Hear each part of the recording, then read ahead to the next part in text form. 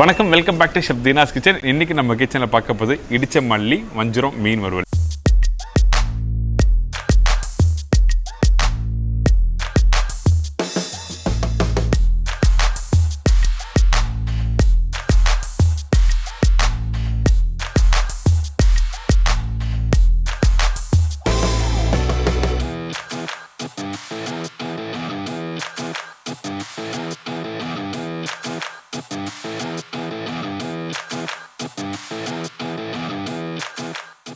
நார்மலாக ஸ்டைல் பண்ணுற இந்த மீன் வறுவலில் இன்றைக்கி பண்ண போது எப்படின்னா மிளகு, கொத்தமல்லி, கருவேப்பிலை, அதுக்கப்புறம் இந்த மீன், இஞ்சி பூண்டு பேஸ்ட்லாம் போட்டு நல்லா மேரினேட் பண்ணிட்டு அப்படியே தவாவில் போட்டு கிரில் பண்ணி எடுத்திருக்கேன்.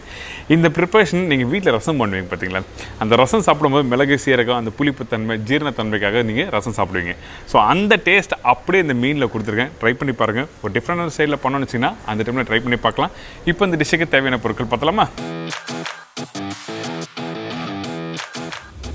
இந்த ப்ரிப்பரேஷன் தேவையான பொருட்கள்: வஞ்சர மீன் அரை கிலோ, கொத்தமல்லி ஒரு கைப்பிடி, கருவேப்பிலை தேவையான அளவு, பச்சை மிளகாய் 8லேருந்து 10 நம்பர், இஞ்சி பூண்டு பேஸ்ட் 1 டீஸ்பூன், மஞ்சத்தூள் 1/4 டீஸ்பூன், மிளகு பவுடர் 2 டீஸ்பூன், சீரகம் 1 டீஸ்பூன், லெமன் 1 நம்பர், உப்பு தேவையான அளவு, ஆயில் குக் பண்ணுறதுக்கு தேவையான அளவு. இதாங்க இந்த ப்ரிப்பரேஷன் தேவையான பொருட்கள். வஞ்சர மீன் சொன்னோன்னே எல்லாருக்கும் பிடிக்கும்ல. ஆனால் இந்த வஞ்சர மீனுக்கு எப்பவும் போல் வீட்டில் பண்ணுற மேரினேஷன் இல்லாமல் இன்றைக்கி ஒரு டிஃப்ரெண்டான ஸ்டைலில் ஒரு மேரினேஷன் பண்ண போகிறோம். அந்த மேரினேஷன் என்னென்னா மிளகு, சீரகம், கொத்தமல்லி, கருவேப்பிலை. நான் ஆல்ரெடி சொன்ன மாதிரியே இன்றைக்கி இதெல்லாம் போட்டு தான் பண்ண போகிறோம். ஃபஸ்ட்டு இந்த வஞ்சர மீன் நல்லா க்ளீன் பண்ணி எடுத்துக்கங்க. எடுத்த பிறகு உள்ள குடல் இருக்குது பார்த்தீங்களா, அந்த குடல் நல்லா எடுத்த பிறகு தான் நீங்கள் மேரினேஷன் போடணும். ஏன் கேட்டோன்னா அந்த குடலோடு நீங்கள் மேரினேட் பண்ணும்போது உங்களுக்கு கண்டிப்பாக அந்த மீனோட வாசனை வரும். அப்படி வந்தால் சாப்பிட்றதுக்கு பிடிக்காது. அதில் தான் நல்லா க்ளீன் பண்ணிட்டு யூஸ் பண்ண சொல்கிறேன். ஃபஸ்ட்டு மஞ்சத்தூள் போட்டிருக்கேன். இதுக்கப்புறம் இஞ்சி பூண்டு பேஸ்ட், இடித்த பச்சை மிளகாய், இதுக்கப்புறம் உப்பு, கொத்தமல்லி, அதுக்கப்புறம் லெமன் ஜூஸ் இதெல்லாம் போட்டு ஃபஸ்ட்டு மேரினேஷன் பண்ணுறேங்க.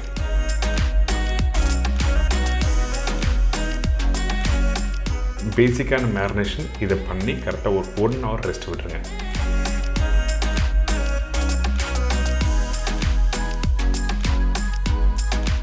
பார்த்தீங்களா, இந்த மீன் வந்து நல்லா மேரினேஷன் பண்ணியிருக்கோம். அதாவது ஃபஸ்ட்டு மேரினேஷன் முடிச்சிருக்கோம். இதுக்கப்புறம் இப்போது பேஸ்ட் ரெடி பண்ண போகிறோம். அந்த பேஸ்ட்டுன்னு கொத்தமல்லி வந்து 90% யூஸ் பண்ணினா 10% கருவேப்பிலை யூஸ் பண்ணோம். கருவேப்பிலை அதிகமாக யூஸ் பண்ணால் கண்டிப்பாக கசப்பு தன்மை வரும். அதனால தான் 10% யூஸ் பண்ணணும்னு சொல்லியிருக்கேன். இதுக்கப்புறம் பச்சை மிளகாய், கொஞ்சம் எண்ணெய். இந்த எண்ணெய் எதுக்காக ஆட் பண்ணுறேன்னு கேட்டிங்கன்னா, இந்த பேஸ்ட்டை அரைச்சி முடிச்ச பிறகு கலர் மாறும். அதனால தான் எண்ணெய் ஆட் பண்ணி கொஞ்சம் உப்பு போட்டு அரைச்சி ரெடி பண்ணி வச்சுருக்கோம் இந்த மாதிரி. இதுக்கப்புறம் மிளகுத்தூள் வந்து 2 டீஸ்பூன்னா 1 டீஸ்பூன் அளவுக்கு சீரகம் போடணும். இதுதான் ரேஷியோ. சீரகம் அதிகமாக போகக்கூடாது, மிளகு தான் அதிகமாக இருக்கணும். இப்போ நல்லா மிக்ஸ் பண்ணி எடுத்து வச்சுக்கோங்க. இதுக்கு பிறகு ஏற்கனவே மேரினேட் பண்ணி வச்சுருக்க இந்த ஃபிஷ்ஷில் முக்கியம் அந்த பச்சை மிளகாய் பேஸ்ட்டு தேவையான அளவுக்கு போட்டுக்கோங்க. ஏன்னா அந்த காரம் எடுத்து கொடுக்குறது பார்த்தீங்கன்னா ஃபஸ்ட்டு மேரினேஷனில் பண்ணியிருக்கேன் அந்த பச்சை மிளகாய் தான். இப்போ அரைச்சி வச்சுருக்க இந்த கொத்தமல்லி நீங்கள் அரைக்கும் போது ரொம்ப இம்பார்ட்டன்ட், கொஞ்சமாக தண்ணி ஆட் பண்ணி நல்லா இந்த மாதிரி அரைச்சிருங்க. ஃபைன் பேஸ்ட் அரைக்கக்கூடாது, அதே டைமில் தண்ணியாக இருக்கக்கூடாது. தண்ணியாக இருந்தால் மீனில் ஒன்றோட ஒன்று ஒட்டாது. அதனால தான் திக்காக பேஸ்ட் ரெடி பண்ணிக்கணும்னு சொல்கிறேன்.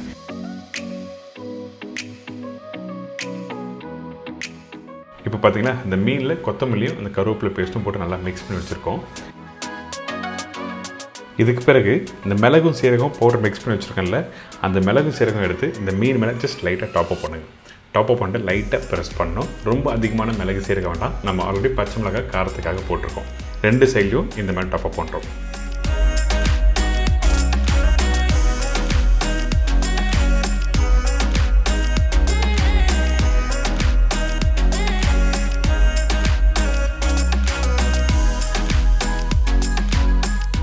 கரெக்டாக 1/2 மணி நேரம் நல்லா ஊற விடுங்க. அப்போ தான் வந்து அந்த மிளகு, சீரகம், கொத்தமல்லியும் வந்து அந்த ஃப்ளேவர் வந்து மீனில் நல்லா இறங்க ஆரம்பிக்கும். அதுக்கப்புறம் கிரில் பண்ணலாம்.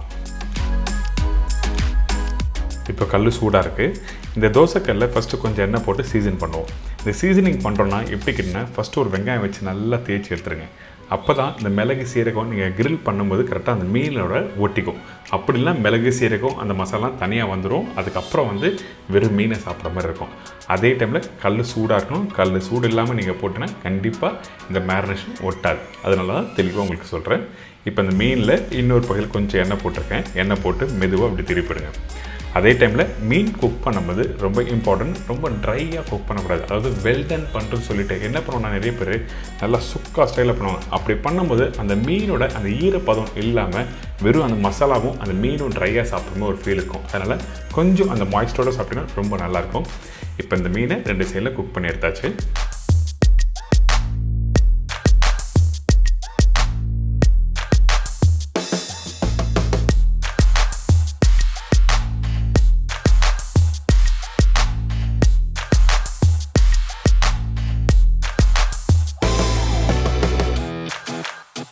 அடடா, இந்த மீன் பார்க்கும்போது அப்படியே சாப்பிடணும் போல் இருக்குல்ல. ட்ரை பண்ணி பாருங்கள், என்ஜாய் பண்ணுங்கள்.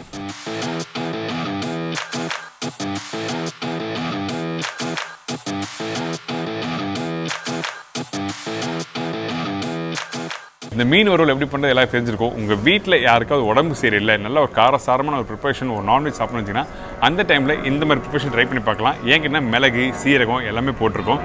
ஸோ இதே மாதிரி நாளைக்கு இன்னொரு அருமையான ரெசிபி சந்திக்கிறேன். நன்றி, வணக்கம், see you, bye, take care.